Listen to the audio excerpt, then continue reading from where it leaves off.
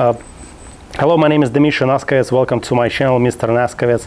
Today we have a guest, Adam Bergman. He lives in Brooklyn. He is an investor in cryptocurrency and also in stocks, and also he is knowledgeable in business, period. Thank you very much, Adam, for coming. How are you today? I am doing fantastic. Thank you for having me back on your show. I greatly appreciate it. So let's jump into business right away. Sure. Recently, I saw that you're creating a lot of content regarding SafeMoon. To be truthfully saying, I bought myself, and it was just inspiration from you. And my question to you, why SafeMoon? Why people need to pay attention to this token? All right, first of all, none of this is financial advice. I'm not an accountant, an attorney, or a financial advisor, neither is Dima. I'm just talking and giving you my own opinions. This is strictly entertainment. I made a video on SafeMoon. I made a video because somebody asked me to on my YouTube channel. And as the project was progressing, I really started enjoying what the team's roadmap was. So the first fire was somebody in comment ask you to, what do you think about SafeMoon? Actually, my barber, I was getting a haircut and he keeps asking me about different projects, and he says, Adam, can you talk about SafeMoon a little bit? And I made a video about SafeMoon. To be honest, I think all of these tokens, smart contracts, 99% of them are BS and scams. This was my first reaction to it, Dogecoin and other projects like this, no big deal.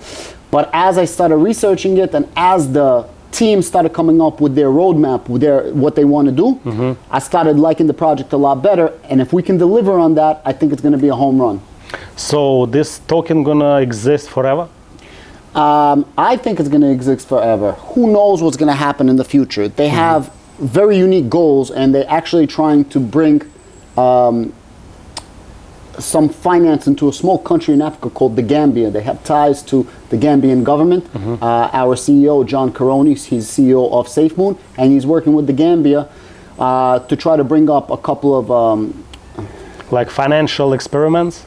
Not financial experiments, to bring up their financial abilities. And he keeps saying banking the unbanked. So a lot of people in these developing countries, no disrespect, a lot of them, there's places that are lacking a banking system. A lot of them don't have banking. So we're trying to do banking the unbanked, and we just started a project where we bought a bunch of wind turbines to try to give some wind power back to people. And there's a lot of cool aspects and a lot of cool points of this project that they're trying to help a lot of people. Let's go back to a general activity of yours. Are there any permanent holes that an investor falls into when investing in cryptocurrency? You've been in this game for how many years? About 5 years now. 5 years. So what is permanent holes? The same problem and you see it several times?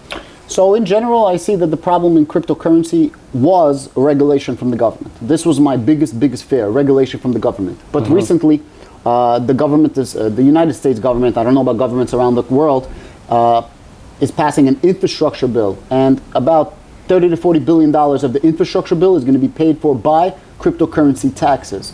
So now that politicians found a way to tax cryptocurrency and get money from cryptocurrency, nothing is going to change. Nothing's going to bring cryptocurrency back.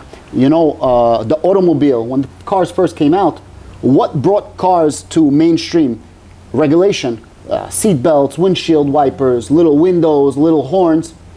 Because of that started building local highways, interstate highways, and connecting So the people. infrastructure was created. Correct. So now, just now is when cryptocurrency infrastructure is being created. And in the next 3 years, I believe we're going to have more innovation, more forward movement, more development than we had in the last 13 years in cryptocurrency as a whole. Tell us how you structure your day. I see you pay attention a lot to this. Can you tell us how you structure your day from the morning till the end? Sure. I wake up in the morning, I make myself a coffee, I make my girl a coffee. I recently just had a newborn son. Congratulations. Thank you so much. Congratulations to yourself as well. And try to kiss my son in the morning, talk for at least a couple of minutes, and then I go on my day. I still run my business. I go into my office. First couple of hours, I go over all the stuff for my business, make sure that my team is set up. So expediting is still there? Yeah, expediting is still there. I was thinking you forgot about this world and you jump into Web 3.0 100%. No, not 100%. Expediting is still there. Thank God I have a fantastic team, and a lot of expediting started going online right now. So that also helps where I don't have to be in the building. Have you ever received a payment in crypto for your services? Not yet. And I've been accepting cryptocurrency. Literally on my email, it says I accept Bitcoin for like the last 3 or 4 years. Nobody has paid me yet. You maybe offer more. Yeah, that's true. But it's funny. I was at a dinner the other day, a couple of weeks ago, and one of my clients is like, Adam, you know what? You always said you collect Bitcoin. You can pay you in Bitcoin, and we never listened to you. We should have listened to you. And this is when Bitcoin was still like, under $10,000. Not $1, but under 10 grand. You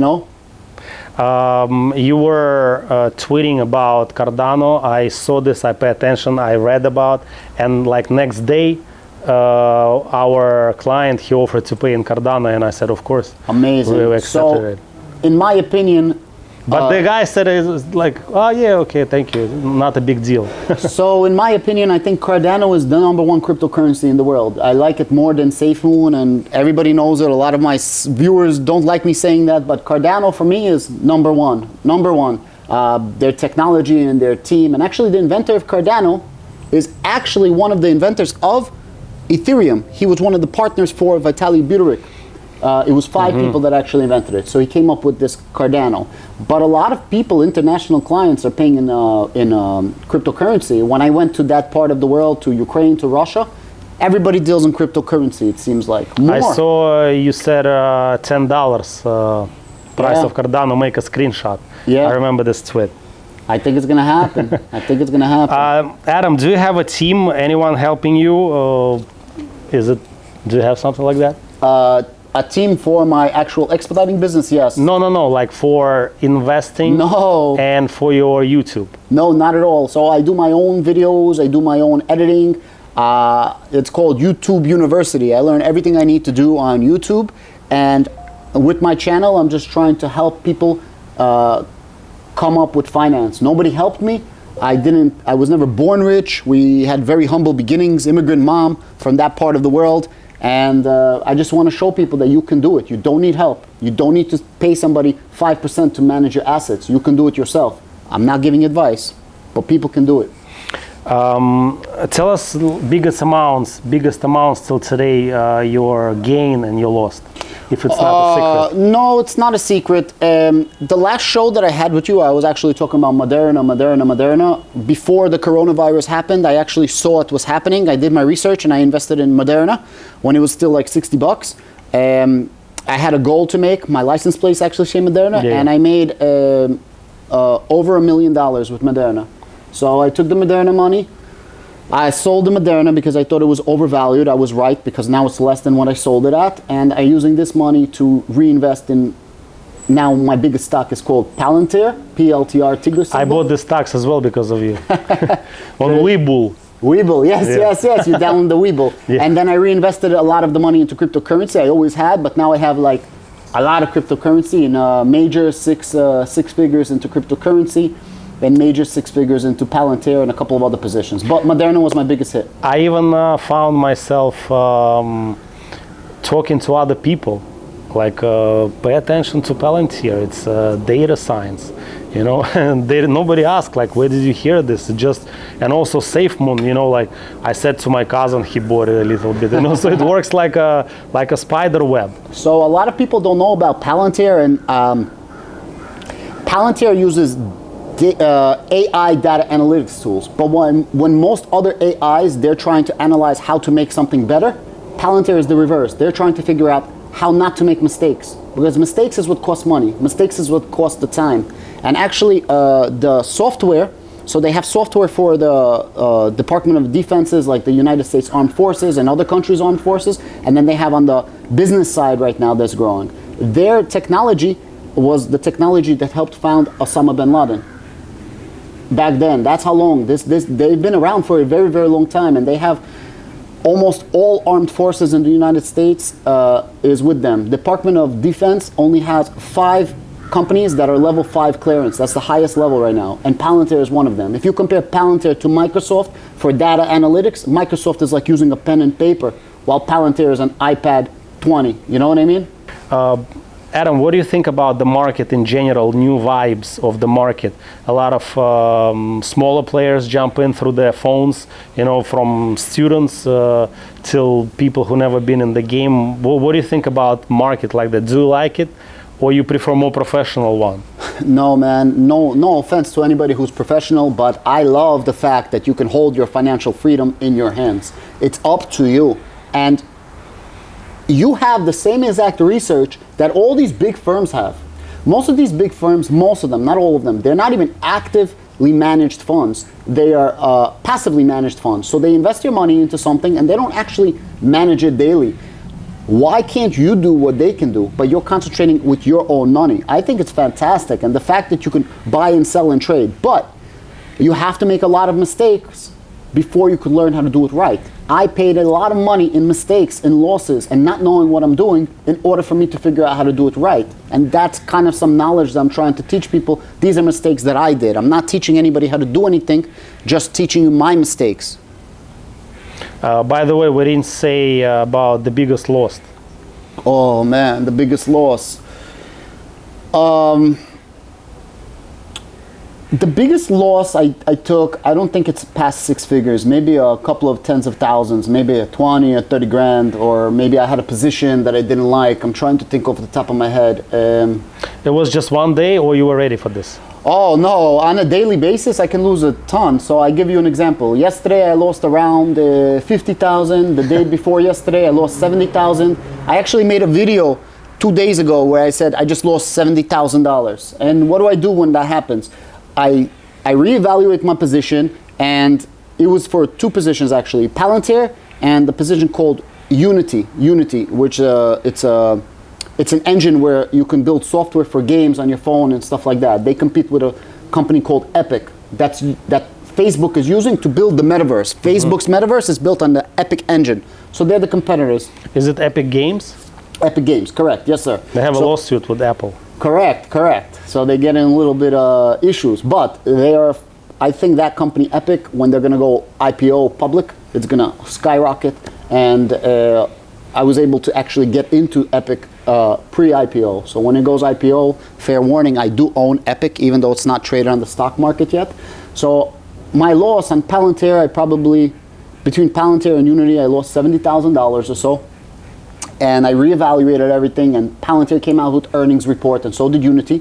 And the earnings report were good. We beat. The problem with Palantir is the person that was delivering the report, his personality, he sounded like Siri from your Apple phone. Like he was like a robot. He sounded like a robot. Like the Ethereum guy. Yes. He sounds like that. Yes. And it seemed like all the answers he had were scripted answers. And then when he was asked basic, easy answers that he could answer, he avoided the question. Because of that, the stock tanked 10%, and I'm thinking like another 5 or 6% yesterday. 10%, it's not that bad. 10% 2 days ago and 5% today.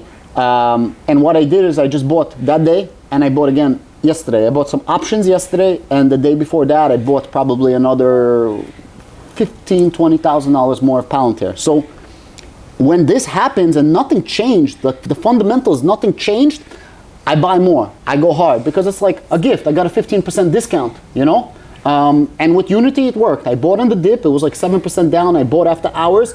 Yesterday, it was up 5%, and today it's up like 6%. So, you know, you got to grab your and do your thing. You starting your day, you go to your business office, and what happening next? You remember asking about the structure of the day? I coordinate with my team. I make sure that the projects are moving for expediting. I see what I can do with the project. I see what I can help with the project. I deal with any emails, any phone calls, any problems that are going on. And once that is set up, I start doing a little bit of research. I see what's happening with the stock market. I do some trades if I need to throughout the day. And You have a setup with 6 monitors? I actually have 3 monitors for work, and then I have 2 monitors. I have a small YouTube studio inside my office as well, and another YouTube studio. And then I'll make a video usually. When I come home, I play with my son a little bit, have some dinner with my girl, and then we go to the gym. I'm still doing physical therapy. I got into a very bad car accident. So I'll do some physical therapy, and then I make a video at night, play with my son, go to sleep, wash my son, you know. That's it. You forgot that Twitter, you have a lot of action over there. You believe in this platform? I love Twitter. Twitter is doing the most phenomenal thing. So Twitter is owned by a guy called Jack Dorsey. He's the CEO. He's also the CEO of Square, who also controls Cash App. Cash App Square is all the same thing. And he partnered up with an application called Strike.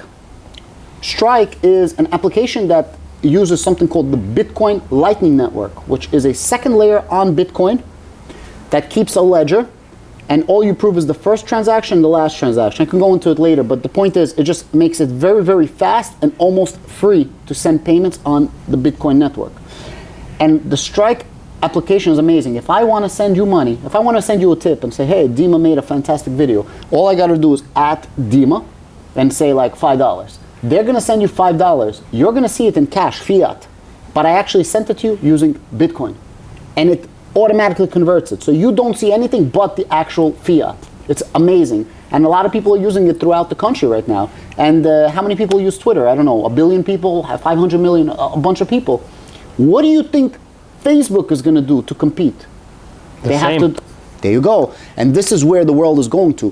What do you think is going to happen when Facebook builds the metaverse? How are you supposed to pay when you're using the metaverse? What's the easiest possible way? Cryptocurrency, blockchain. This is where the entire world is going. Not to go ahead. What about the technology of NFT? You don't pay attention to it yet? I do. I think people are very short-sighted with what an NFT is. People think NFT is some picture that is a digital picture, a JPEG. They don't understand. NFT is a smart contract on a blockchain that's unhackable, and it can keep information. For example, it can keep birth certificates, it can keep driver's licenses, it could keep deeds for real estate, stuff like that. Right now, Cardano is actually working with a country called Ethiopia in Africa. They have 1 million citizens' medical records on the blockchain. Why? There's a lot of corruption over there, where you can pay for something, something might get lost, just like a lot of other countries. And now they just signed up a contract to put 5 million more. So there's going to be 6 million people on the Cardano blockchain, where your medical records are on the blockchain. When it's on the blockchain, you keep your medical records. It's not somebody else's property. It's now your property. How do they do that? They do it through NFTs. And that's the true power of NFTs. Thank you very much for that.